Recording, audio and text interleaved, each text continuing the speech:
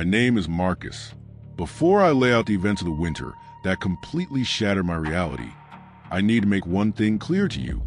I am a man of concrete facts. I am a registered psychiatric nurse with over a decade of clinical experience in high-stress, closed-ward environments. I spent years monitoring patients with severe, treatment-resistant neurological anomalies. I don't believe in ghosts. I don't believe in demons, old wives' tales, or the colorful cryptid stories that people tell around campfires just to scare gullible tourists into buying merchandise. My mind operates on data, medical charts, and tangible evidence. But what I witnessed during my time at the Blackwood Ridge Memory Care Center forced me to realize that there are forces in this world that defy every textbook we've ever written. Forces that are deliberately hidden behind the clean, white walls of corporate bureaucracy. Back in the late 1990s, I took a high-paying graveyard shift position at Blackwood Ridge, located in an incredibly isolated sector of upstate New York. The facility was perched on a jagged ridge, miles away from the nearest public highway, completely surrounded by a dense, suffocating ocean of protected state timberlands. From the outside, it looked less like a medical center and more like a massive, brutalist concrete fortress. It was secured by double-layered perimeter fencing, active security checkpoints, and floodlights that cut through the mountain darkness. The center was funded and operated by a private healthcare syndicate known as the Vanguard Horizons Group. To the public and the medical board, Blackwood Ridge was marketed as a revolutionary, state-of-the-art sanctuary designed specifically for wealthy, elderly patients suffering from aggressive, atypical forms of dementia and rapid, unexplained neurological decay. But those of us who actually walked its corridors between midnight and 6 in the morning knew that the air inside that building always carried a strange, artificial weight. The architectural layout of the facility was shaped like a massive concrete H. Wing A and Wing B were dedicated to standard resident care, rooms lined with linoleum, soft lighting, and automated safety monitors. But the central spine of the building, the administrative core, was entirely restricted. It contained the master security matrix, the highly locked chemical pharmacies, and the private executive suites of our facility director, a severe, tight-lipped man named Dr. Vance. Dr. Vance didn't behave like a medical professional. He operated the compound with the cold, unyielding precision of a military commander. He demanded absolute, unquestioning discretion from a nursing staff. On my very first day, before I was even handed my swipe card or my uniform, I was forced to sign a series of aggressive non-disclosure agreements that felt less like standard employment contracts and more like high-level government clearance papers. We were ordered never to discuss the specific symptoms of the patients in the central spine with anyone, including our own family members. My nightly routine was deeply mundane, designed to be mind-numbing. I would walk the long, dimly lit corridors of Wing A, the soft rubber soles of my clinical shoes squeaking rhythmically against the highly polished floors. I'd check the automated vitals, adjust intravenous lines, administer heavy liquid sedatives, and spend hours filling out endless stacks of paperwork under the constant, high-frequency hum of the flickering fluorescent lights. For the first 6 months, it was just a lonely, well-paying graveyard shift. But everything shifted on a freezing, stormy night in mid-December, when a severe, historic ice storm slammed into the valley, completely severing the regional power grid. The facility's massive, industrial diesel backup generators in the basement kicked in immediately with a deep, vibrating roar that shook the concrete floorboards. The main lights died, replaced instantly by the dull, unsettling green glow of the emergency LED tracks running along the baseboards. The internal phone lines went completely dead, and the master security monitors in the central office began to cycle through heavy walls of analog tracking static. Dr. Van stepped out of his executive office, his face entirely pale, his jaw set in a rigid line. He didn't look worried about the storm. He looked terrified that something else had been compromised. He issued a direct, sweeping order to all floor nurses: lock down the resident wings, secure the fire doors, and remain at our exact stations. No exceptions. But around 2 a.m., the fragile silence of the lockdown was violently broken. A resident in room 104, an elderly woman named Eleanor, began screaming at the top of her lungs. Now, I had been managing Eleanor's chart for 3 months. She was admitted under a highly irregular classification of rapid early-onset neurological decay. Most dementia patients exhibit confusion, memory loss, or occasional agitation. But Eleanor's episodes were entirely different. Her screams weren't the tragic, disoriented wails of an old woman who forgot where she was. They were sharp, piercing shrieks of raw, naked, primal terror. I broke protocol, leaving my desk and rushing down the green-lit corridor into room 104. The moment I threw the heavy wooden door open, the atmosphere hit me like a physical wall. The central heating system in the wing had died with the primary power, leaving the hallway freezing cold. But inside Eleanor's room, the air was unnaturally, impossibly warm. It carried a thick, suffocating chemical scent, sharp, acrid, and smelling distinctly of industrial plastics and melting synthetic polymers. Eleanor was huddled in the furthest, darkest corner of her mattress, her frail body shaking so violently the metal frame of the bed was rattling against the wall. Her eyes were wide, bloodshot, and completely locked onto the blank concrete surface directly beside her bathroom door. "It's pacing, Marcus. Tell them to make it stop pacing," she shrieked, her claw-like fingers ripping into the heavy cotton bed sheets until her knuckles turned white. The man in the glass suit, he's dripping. The gray fluid is burning the floorboards. "Eleanor, look at me," I said, keeping my voice drop into a low, practiced clinical calm as I reached into my medical tray to prepare a syringe of a fast-acting sedative.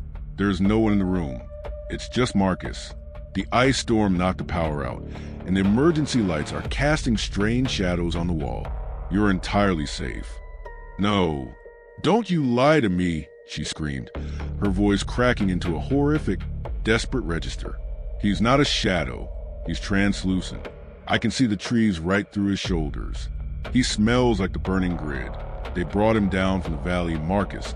They brought him straight from Sector 4. The very instant the word sector left her mouth, a sudden, deep sensation of absolute dread washed over me. It wasn't a psychological reaction to her panic. It was a physical shift in the room. The air grew heavier, the acrid chemical smell intensifying until my eyes began to water. I looked down at the linoleum floor, right where she had been pointing. In the dim green light, I could swear the polished surface of the floor looked slightly warped, bubbling subtly as if exposed to extreme, invisible radiant heat. I quickly administered the injection. Within 2 minutes, the heavy sedative took hold, and Eleanor's body went completely limp, her breathing settling into a deep, labored rattle. I stepped back out into the green-lit corridor, wiping a layer of cold sweat from my forehead. My mind was spinning in circles. The phrase Sector 4 kept echoing in my brain. I had memorized the entire layout, every ward, every utility closet of Blackwood Ridge, and there was no Sector 4 on any map. Driven by a quiet, uncontrollable urge to understand what was happening to my patient, I ignored Dr. Vance's lockdown orders and walked directly toward the central administrative spine of the building. I needed to access the master terminal to review Eleanor's original, unredacted intake logs. The main security desk was completely abandoned. The guard on duty had been dispatched to the sub-basement to manually check the diesel fuel pumps for the generator. The entire executive hallway was dead silent, illuminated only by the faint green emergency strips. As I stepped behind the heavy mahogany desk to access the computer terminal, my flashlight beam caught a heavy steel security door at the very end of the private corridor, a door that had been left slightly ajar, because the primary power failure had disabled the building's magnetic lock overrides. According to the official architectural blueprints we were shown during orientation, that specific door led to a standard janitorial supply closet. But as I pushed the heavy metal panel open, my flashlight beam didn't hit shelves of bleach and mops. It revealed a long, narrow, raw concrete corridor that descended sharply into the subterranean foundations of the compound. It was a completely hidden, restricted ward, running directly beneath the administrative core. The cold down there was biting, freezing the breath in my lungs. The floorboards groaned softly under my rubber soles as I crept deeper into the dark. The acrid, chemical scent of melting polymers grew so intense it felt thick, almost oily in the air. At the very end of the subterranean path sat a single, massive steel door equipped with a reinforced, double-pane glass viewing window. I approached the glass, my heart hammering against my ribs like a trapped bird. I raised my broken metal maglite and shined the beam through the window into the room beyond. The cell inside was enormous, lined with complex electronic monitoring decks, high-voltage diagnostic transmitters, and thick clusters of heavy cables that were actively pulsing and humming with a low, deep vibration. In the center of the concrete floor sat a single, sterile medical bed surrounded by heavy, transparent plastic isolation drapes. But the bed wasn't occupied. Instead, my flashlight beam caught something scratched deeply into the raw concrete wall directly behind a matrix of wires. It was a perfect, uniform circle, exactly 2 inches wide, carved with mathematical precision into the stone.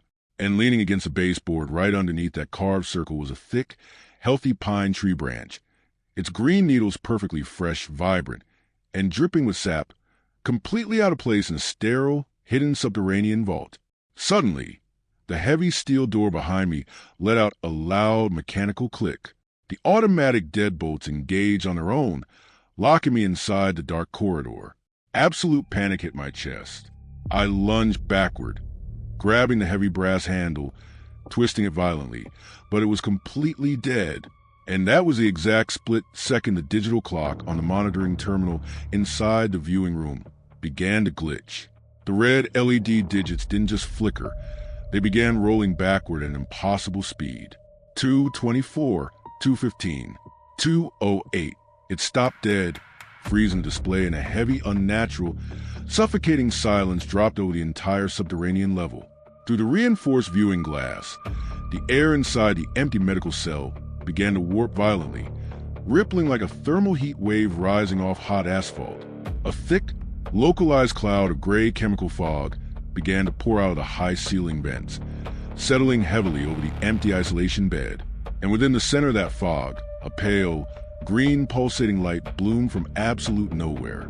It expanded and contracted in a perfectly rhythmic mechanical cadence, matching the exact rising and falling rise of a distant air raid siren that began to bleed to the audio speakers of the dead terminal.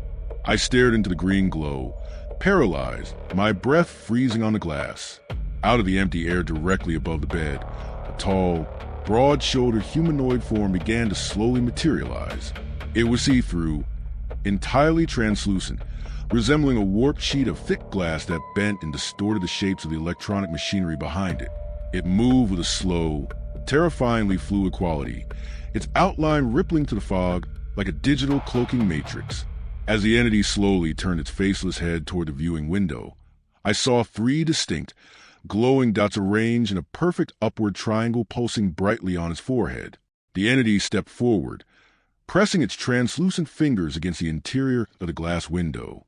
A thick, sticky gray liquid began to drip from its invisible skin, sizzling and hissing with intense heat the moment it touched the floorboards. I didn't try to analyze it. I didn't try to find a logical explanation. Every ounce of my professional training vanished, replaced by a pure, primal instinct to survive. I lifted my heavy metal maglite and smashed it with all my strength against the reinforced viewing window. The glass cracked. I hit again, the vibration jarred my arm to the shoulder. On the third violent strike, the inner pane shattered into 1,000 pieces. I reached my arm to the jagged frame, frantically feeling for the manual outer deadbolt override, twisted it, and threw the heavy steel door open. I didn't look back. I turned and sprinted up the concrete corridor, my lungs screaming for air, the acrid taste of the chemical smoke burning my throat. I burst back to the janitorial door into the main administrative hallway and collapsed onto the floor. The very instant my boots hit the linoleum of the public wing, the fluorescent lights overhead flickered sharply and snapped back to their brilliant, normal white glow. The facility's primary power had returned. I looked down at my wristwatch. It read exactly 2:30 a.m. The digital clock on the wall was perfectly synchronized. The air raid siren, the green light, and the suffocating fog had completely vanished, replaced by the mundane, rhythmic hum of the building's standard ventilation system. I stood up, my hands trembling violently as I looked at the broken flashlight in my grip. I knew what I had seen wasn't a trick of the mind. The chemical scent still clung to my uniform. Before my shift officially ended at dawn, while Dr. Vance was occupied coordinating the structural assessment with the power company, I snuck back into the master security office one last time. I slipped my hand into the active intake filing cabinets and pulled Eleanor's original, unredacted medical dossier. I didn't have time to copy it, but I managed to tear a single loose sheet of paper from the back of the file and stuff it deep inside my inner pocket. It wasn't a standard medical chart. It was an internal incident report from the Vanguard Horizons Group Executive Board, dated 3 years prior. It contained a set of precise geographical coordinates for an isolated valley in the Cascade Mountains of Oregon, labeled under a project title, Operation Glimmerman Core Field Testing. At the very bottom of the page, written in Dr. Vance's distinct, rigid handwriting, was a final chilling note. Subject Eleanor demonstrates advanced cellular and neurological decay following prolonged proximity to the active camouflage field in Sector 4. Brain scans indicate uniform cellular death perfectly mimicking aggressive, early-onset dementia. Transfer the subject to the Blackwood Ridge compound for permanent isolation and containment under standard memory care protocols. The public must believe it is simply old age. The perimeter must hold. I walked out of Blackwood Ridge that morning and never signed another timesheet. I packed my car, abandoned my apartment, and left the state of New York within 48 hours, taking a quiet, low-paying data entry job in a small town in Ohio. I thought that by putting 1,000 miles between myself and that concrete fortress, I could outrun the shadow of what they were doing to those people. But 2 years later, while helping my college-age son research local history projects online, he called me over to look at a raw, independent video file uploaded by 2 university students who had traveled deep into the Cascade Mountains to shoot a documentary about an old hunting myth. And the moment the audio track of their video began to bleed through my computer speakers, my blood turned to pure ice. Because underneath the sound of the mountain wind, echoing from the deep Oregon pines, was the exact same mechanical air raid siren that had broken the reality of the basement ward at Blackwood Ridge.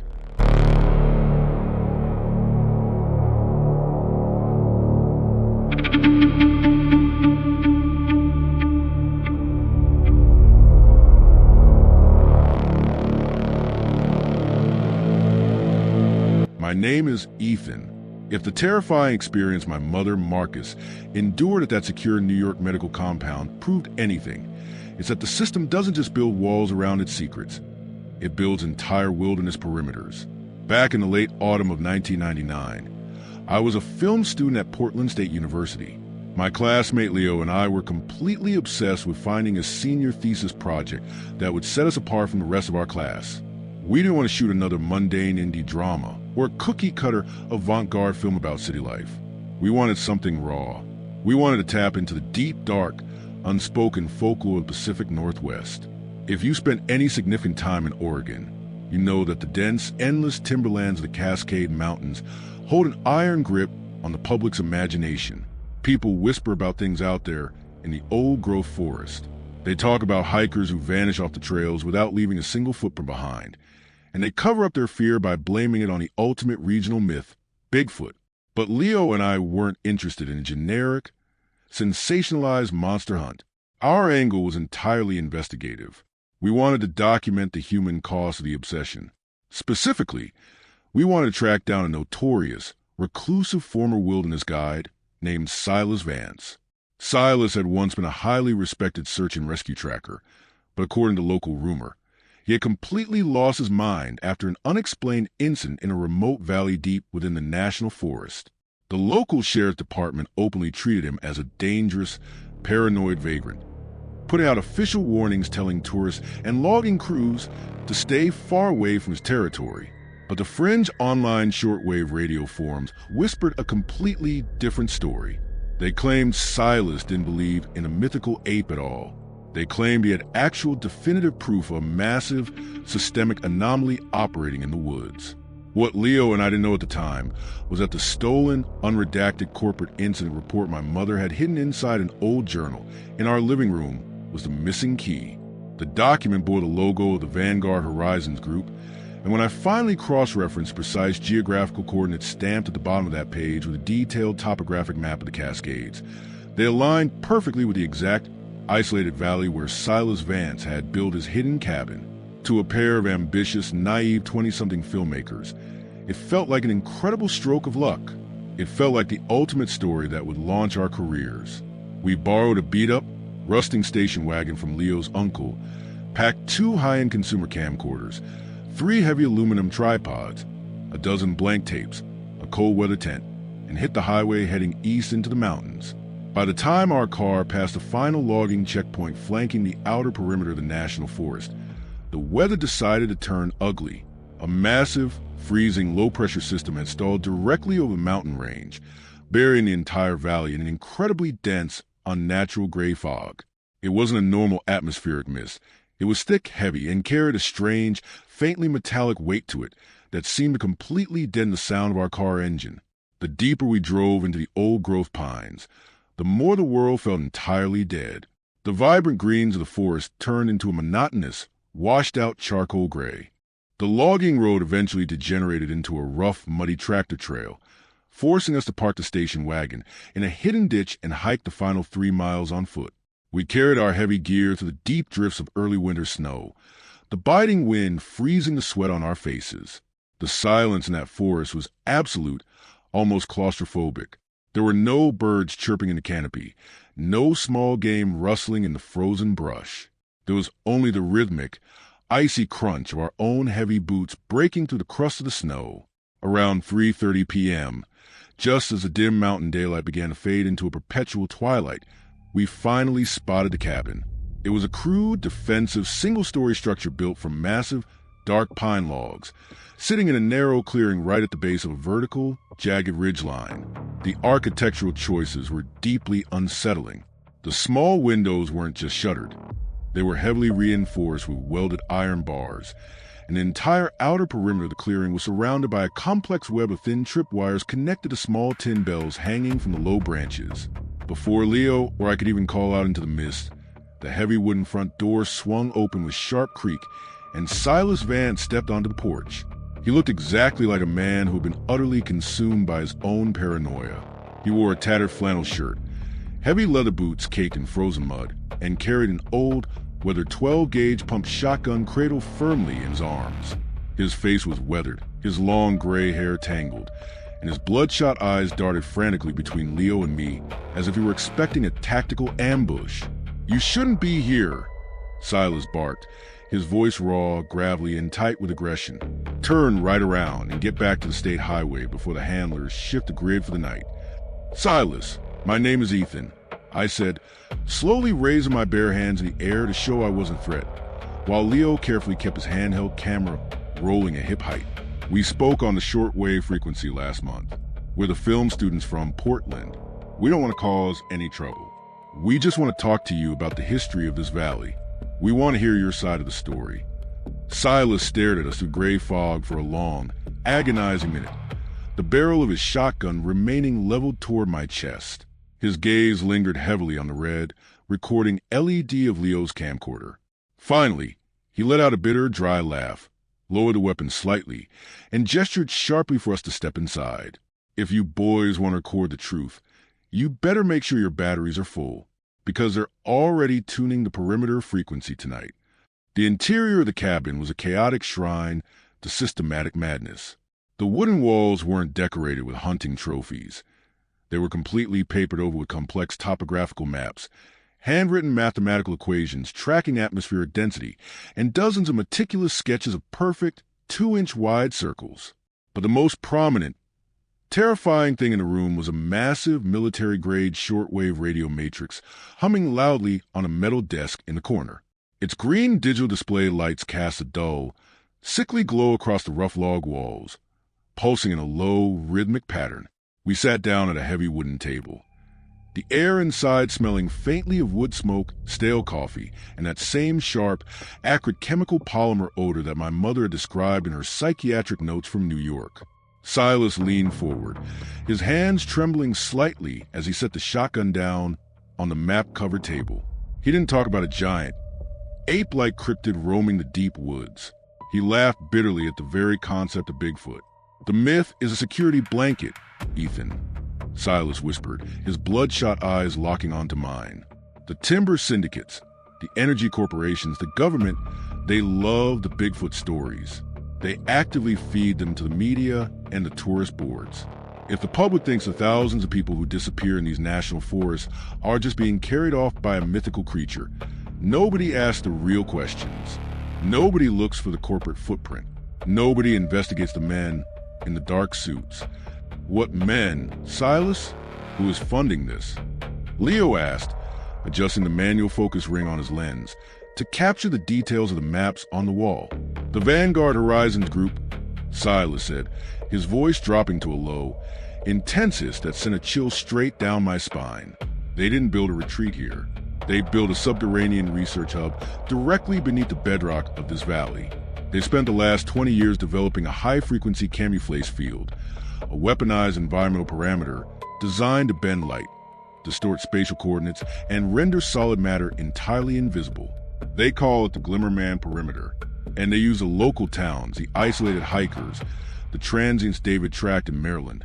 They use them as biological baseline filters to see how the human brain adapts to the spatial radiation. My breath caught in my throat. Vanguard Horizons Group. It was the exact name written on the stolen incident report my mother had risked her career to pull from Blackwood Ridge. They control the boundaries of the testing zone using localized chemical fog and heavy VLF audio frequencies, Silas continued, pointing a callous finger toward the humming radio matrix. They maintain the geometric lines by emitting a specific mechanical pulse through the tree canopy. If you hear the pulse, it means you're no longer in the public forest. It means the perimeter has closed around you.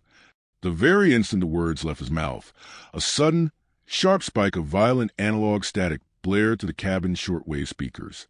The green digital display on the radio matrix began to flicker erratically, the numbers blurring into nonsense symbols.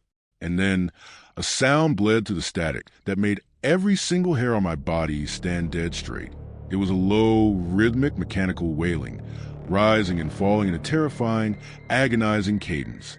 It was the exact same mechanical air raid siren Allen had heard in his control tower over Maine, and that my mother had heard in the restricted concrete ward in New York. It filled the small wooden cabin, vibrating the glass window panes. Suddenly, from the pitch-black woods surrounding the clearing, a series of loud, heavy, rhythmic thwacking sounds echoed through the log walls. It sounded like someone was hitting the trunks of the ancient pine trees with massive wooden clubs. Thwack, thwack, thwack. They're signaling, Silas whispered, his face turning completely pale as he snatched his shotgun from the table with a sudden, violent motion. They're driving us. They use the tree knocking to herd the biological subject directly into the core testing zone. Silas, who is out there? Is someone targeting the cabin? I yelled, absolute panic finally seizing my chest as the air raid siren sound from the radio speakers grew deafeningly loud, drowning out the wind. The handlers, Silas muttered, his jaw set as he chambered a heavy 12-gauge shell with metallic click, and the translucent things they created. Without warning, the digital clock on our video cameras glitched. I watched the green time code display on the side of Leo's camcorder roll backward rapidly, unraveling seconds, minutes, and hours before freezing completely into solid blocks of light.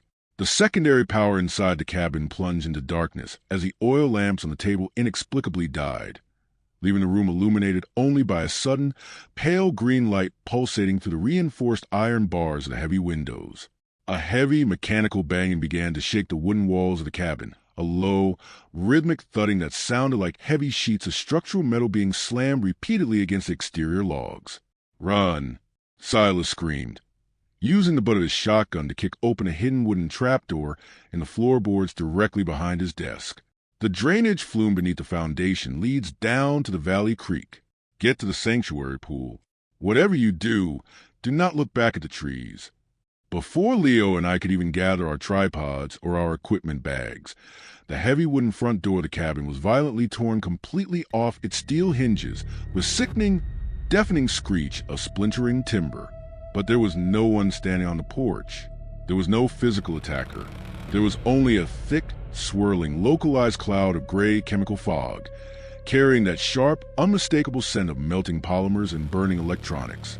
And within the center of that fog, the physical air warped like a sheet of heavy, distorted glass, shaping the translucent, broad-shouldered outline of a massive, featureless humanoid form. 3 distinct glowing dots arranged in a perfect upward triangle pulsed brightly on its faceless head. Silas turned, raised his shotgun, and fired a deafening blast directly into the center of the fog. But the lead pellets passed clean through the distorted space, embedding themselves harmlessly into the wooden logs of the porch. "Go!" Silas roared, diving directly toward the translucent entity with his bare hands as the air raid siren screamed through the air. "Leo!" And I didn't wait to see the conclusion. Driven by pure, primal instinctual survival terror, we dropped our gear, clutched our handheld camcorders tight against our chests, and scrambled down into the dark, freezing dirt crawl space beneath the cabin floorboards. We squeezed our bodies through the narrow timber drainage flume, tumbling out onto the icy, snow-covered vertical slope behind the clearing. The heavy mountain fog had transformed into a complete, blinding blizzard, the temperature plummeting rapidly into the single digits. As we sprinted blindly down the steep slope toward the creek bed below, the terrifying sound of the breaking branches followed us on either side of the tree line. Every 10 seconds, 6 loud cracks would echo through the woods, moving through the dense timber effortlessly, completely undetectable to our eyes except for the violent, unnatural swaying of the healthy pine boughs. We weren't just running through a forest anymore. We were being systematically hunted, driven deeper into the valley by an invisible perimeter, directly toward the core zone of the experiment. And as Leo tripped over a hidden root, tumbling violently into the deep snow near a frozen waterfall, the green light to the fog began to expand, revealing that the nightmare was only just beginning.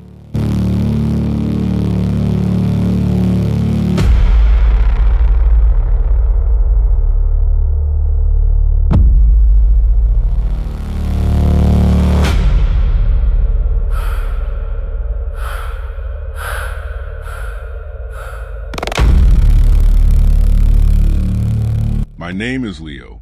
If Ethan was the one tracking the coordinates and unraveling the paper trail, I was the one holding the camera when the physical force itself decided to warp. After tumbling violently down that vertical, snow-covered ridge line behind Silas's burning cabin, my right shoulder was screaming in agony, dislocated from the impact. My fingers were completely numb, losing all motor control from the sub-zero wind chill. But the sheer volume of adrenaline surging through my system was the only thing keeping my legs moving. We had landed in a deep, narrow gorge where a geothermal mountain stream flowed from a hot spring higher up the ridge. Silas had marked the specific layout on his maps as the Sanctuary Pool. In the middle of July, I'm sure it would be a beautiful, hidden oasis, a natural pool surrounded by tiered waterfalls and lush ferns. But in the dead of winter, buried under 4 feet of dense, suffocating snow and enveloped by that thick metallic gray fog, it felt like a concrete kill box. The acrid chemical stench of industrial plastics and melting synthetic polymers was so thick down in the gorge that it literally coated the back of my throat, making every freezing breath taste like battery acid and ozone. "Ethan, get up!" I hissed, my voice cracking as I dragged him by the collar of his heavy winter coat out of a deep snowdrift. "We can't stay in the open. The cameras, look at the displays. The time code is still completely jammed." Ethan struggled to his feet, staring down at the small LCD screen of his handheld camcorder. The digital numbers weren't just frozen anymore. The timecode display was rapidly cycling through completely random alphanumeric characters, glitching out as if exposed to a massive EMP or a localized electromagnetic pulse. Suddenly, the automated air raid siren from the cabin above stopped dead, cutting off mid-shriek. The sudden silence that followed was instant, total, and completely terrifying. The wind seemed to vanish, yet the fog continued to swirl around us in perfect, artificial circles. And then, the tree knocking started again, but it wasn't behind us up the slope anymore. It was directly above us, echoing from the high canopy to our immediate right. Thwack, thwack, thwack. 6 perfectly timed, heavy breaks every 10 minutes, moving through the thick branches with an impossible, effortless velocity. "Leo, look at the tree line," Ethan whispered, his voice dropping to a terrified, trembling whimper as he backed toward the frozen edge of the pool. "They aren't knocking on the wood from the outside. They're inside the perimeter." I raised a heavy camcorder to my left eye, bracing my injured arm against my chest, and stared through the electronic viewfinder into the dense thicket of old-growth pines flanking the tiered waterfall. At first, my brain absolutely refused to compute what I was seeing. It looked like a severe visual artifact, a digital glitch on the camera sensor. But as I pulled my eyes away from the screen and looked with my bare eyes, the horror became undeniable. It wasn't the camera. It was the physical space between the trees. Surrounding the sanctuary pool were 4, maybe 5 distinct humanoid forms. They were massive, broad-shouldered, and stood painfully straight, easily 7 feet tall. They were completely translucent, perfectly camouflaged against the dark pine bark and the white snow drifts, shifting and rippling like the active optical cloaking effect from an advanced military aircraft. When they stood perfectly still, they vanished entirely into the background geometry of the forest. But the moment they shifted, the physical air warped violently around them, bending the light, refracting the environment, and distorting the shapes of the pine branches directly behind them. They were the exact, featureless mannequin-like entities Marcus had witnessed inside the subterranean concrete cell of Blackwood Ridge. Suddenly, my dog, a heavy German shepherd mix named Maya who had managed to follow us all the way from the abandoned station wagon, broke into a frantic, aggressive bark. Her tail was dead straight, her hackles raised as she stared directly at a peculiar vertical hole in the frozen ground next to a massive, fallen cedar tree. The hole was about 2 feet in diameter, a perfectly smooth cylinder running horizontally beneath the forest floorboards into a vast, dark cavern system. The very moment Maya approached the edge of the opening, a thick, sticky gray liquid began to slowly bubble out of the cavern mouth, sizzling and hissing with intense radiant heat the moment it came into contact with the frozen snow. It was the exact same chemical fluid that had warped the floors in the restricted memory care ward. "Maya, back! Get away from a hole!" I screamed at the top of my lungs, but the sound was completely swallowed by the heavy fog. One of the translucent entities shifted from the tree line, moving with a terrifying, silent, fluid speed. It didn't leave a single footprint or depression in the 4 feet of snow drifts. As it passed directly over the frozen creek bed, a wave of intense, localized heat radiated toward us, instantly melting the ice on our jackets and causing the river rocks to hiss. Maya lunged forward, snapping her jaws aggressively at the empty air, but her teeth met nothing but distorted, warped space. A heavy, sickening thud echoed to the gorge, the sound of solid bone breaking under immense force. Maya was violently thrown 10 feet backward into the frozen rocks of the waterfall, letting out a single, agonizing howl before going completely limp. "Run into the flume matrix. Now!" Ethan yelled, grabbing the strap of my camera bag and violently pulling me toward the concrete intake of the drainage flume Silas had pointed out. Driven by pure, primal, instinctual survival terror, we threw ourselves into narrow, vertical opening of the concrete pipe. We slid blindly down the smooth, freezing stone flume, our boots and elbows banging violently against the structural walls, our lungs gasping for oxygen as the acrid chemical smoke chased us down the shaft. We cascaded to the subterranean dark until the pipe finally emptied out, tumbling our bruised bodies onto a flat, gravelly riverbank miles away from the core zone, right at the outer security fence of the National Forest perimeter. We didn't stop to look back. We didn't stop to rest. We sprinted blindly until our boots hit the hard asphalt of the main state highway, frantically flagging down a passing regional utility truck just as our bodies were about to completely collapse from severe hypothermia, physical exhaustion, and shock. We survived the valley of Sector 4.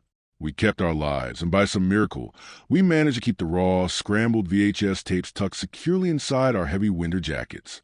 But as we sat in the back of that utility truck, watching the massive peaks of the Cascade Mountains disappear into the gray morning fog, I looked down at the palm of my left hand. During our desperate scramble near the cavern hole, a single drop of that sticky gray fluid had splattered onto my glove. It had burned clean to the heavy, reinforced leather fabric within seconds, leaving a distinct, jagged, permanent chemical scar deeply embedded in my flesh. A burning scar that serves as a daily, psychological reminder that what we encountered in that isolated valley wasn't a myth, wasn't an optical illusion, and wasn't a trick of a tired mind. We had stepped directly into the active grid of a lethal, systematic human experiment, and the corporate handlers were already preparing to scrub the data.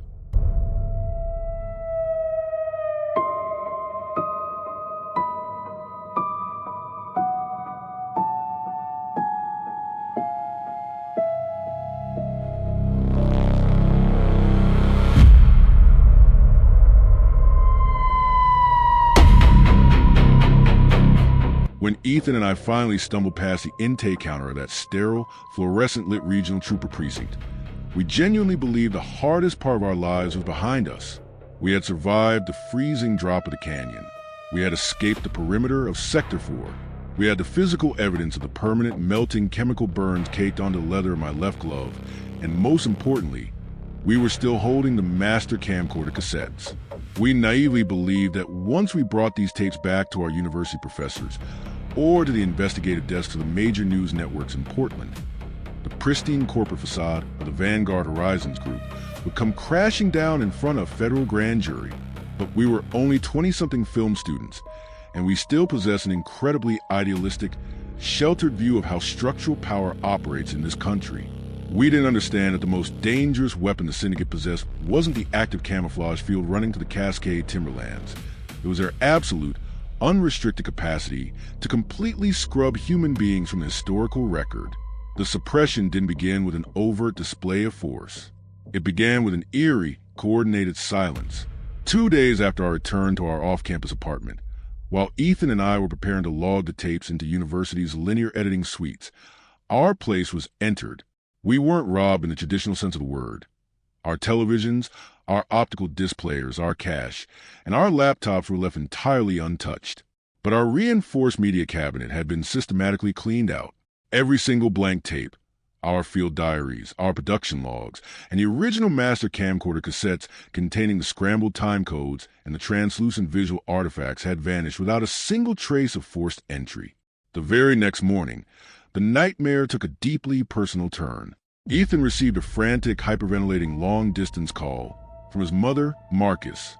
She had just returned to her home in Ohio, only to discover that her secure personal lockbox had been opened.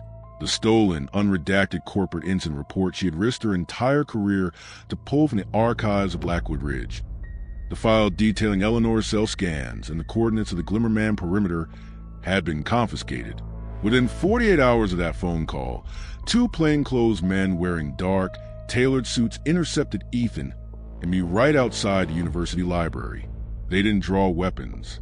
They didn't threaten us with physical violence or dark alleys. Instead, they calmly guided us into a private, windowless corner of the student union lounge, laid 2 thick stacks of legal non-disclosure agreements on the table, and pushed a copy of the morning's regional newspaper directly in front of our faces. I stared down at the local metro section, my chest tightening until I couldn't draw a single clean breath. The headline detailed a tragic, accidental wilderness fire that had occurred in the foothills of the Cascade National Forest. The official police report stated that a mentally unstable, reclusive local vagrant named Silas Vance had accidentally incinerated his own cabin due to an unmaintained, high-voltage shortwave radio generator. The article concluded that Silas had perished inside the structure, and because the surrounding geological terrain was deemed highly unstable due to old, collapsing logging flumes, the entire valley sector had been officially condemned by the state government and closed to the public indefinitely for safety reasons. The older suit leaned across the table, his eyes entirely dead, flat, and clinical. "Ethan, Leo," he said, his voice dropping into a terrifyingly calm, professional undertone. "You two are exceptionally promising young filmmakers. It would be a profound, irreversible tragedy if a sudden academic expulsion, followed by a federal prosecution for trespassing on restricted government research lands, ruined your futures before they even began. You two suffered from severe hypothermia, high-altitude sickness, and vivid sensory hallucinations brought on by the extreme weather front in the mountains. You will sign these non-disclosure documents, accept the corporate compensation grants for your lost production equipment, and forget you ever looked up those coordinates. The case is entirely closed." They had mapped out the entire narrative before the ash from Silas's cabin had even finished cooling. Silas Vance was gone, his tracking data erased.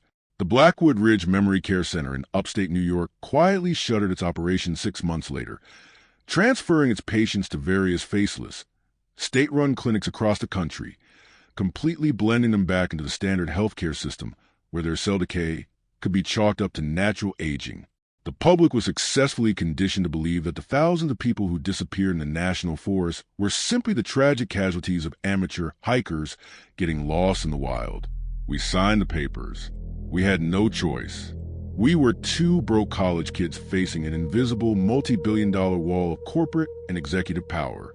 We took the grants, buried our ambitions, and spent the next 2 decades trying our absolute best to pretend that the rising and falling wail of that mechanical air raid siren wasn't constantly echoing in the back of our minds.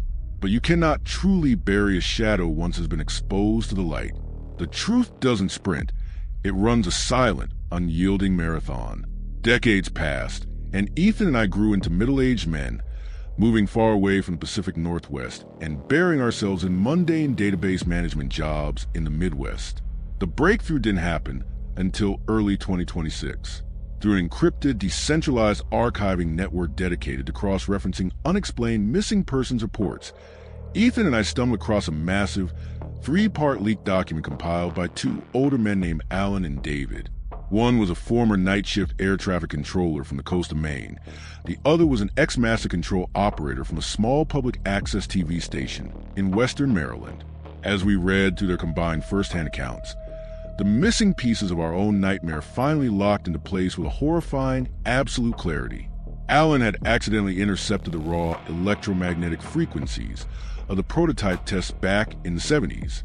David had uncovered the systematic corporate harvesting of the homeless population from the drainage tunnels in the 90s, the very people who were being brought to the Blackwood Ridge facility to be used as biological baselines.